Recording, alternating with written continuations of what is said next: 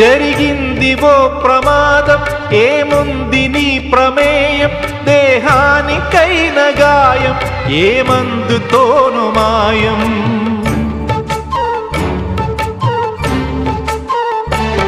విలువైన నిండు ప్రాణం మిగిలుండటం ప్రధానం, అది నిలిచినంత కాలం సాగాలి నీ ప్రయాణం.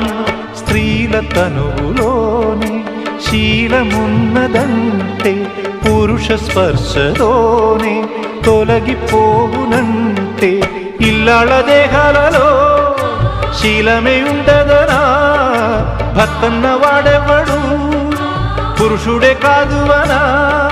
శీలం అంటే గుణం అనే అర్థం.